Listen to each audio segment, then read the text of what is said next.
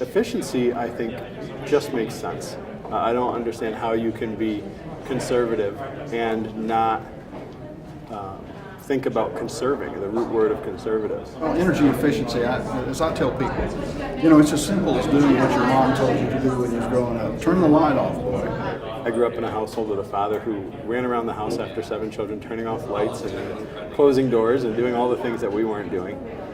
And I've been able to see through business acquaintances and friends how much money business can save just by optimizing their energy use. And we estimate that by greater energy efficiencies at the federal level, we can save the taxpayers nearly $20 billion. $20 billion simply by making better, more efficient use of energy. There are things the government can do to get out of the way to encourage the market to take these things on, encourage the research and development necessary to do these things. When you take into account the traditional resources that we have, the opportunities we have with energy efficiency, we really can make a difference for this country in terms of the economy, in terms of a brighter energy future for us. Christians do care about their world. They really believe that God created it and that it's something that's to be, good stewardship is to be practiced with it. And in doing that, I think that, we can fulfill a real mission. The people who developed the scientific method in modern times were believers, people who were convinced that in the creation itself you could see the attributes of God. And so they studied science really as an act of worship, not of the creation, but of the creator behind the creation. Opportunities to create new means of generating energy became more important to me when I heard about the military case for this. Listening to admirals, retired admirals and generals from the military talk about the number of deaths attributed to just transporting fuel and the cost of up to $400 a gallon for fuel on the battle lines. That fiscally, that's not responsible. And the deaths on a social and faith-based perspective, that's not responsible either.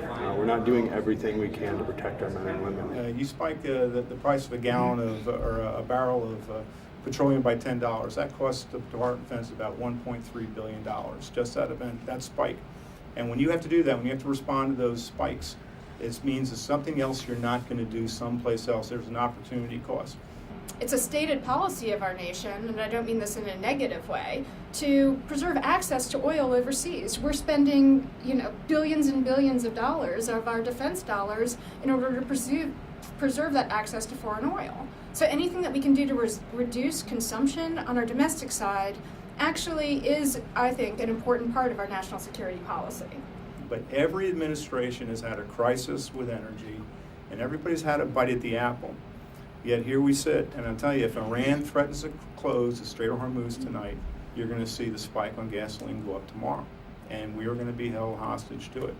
So it's time to start looking at some of these alternative energy sources. It's money, it's business, it's American business. That's why we need to get involved in this thing. I think it's been made political, by a lot of people. I believe it's a common sense issue, really. I mean, it's just a no-brainer. You take care of what you've got, and you can sustain it. There's not a sentiment out there of I don't like green energy, I don't like energy efficiency, I don't like renewable energy. That sentiment doesn't exist. As long as you agree on something, you can work with anyone. We're into the crowd that says, let's make more energy more readily available around the world, more inexpensively and more cleanly. And there's a way to do that.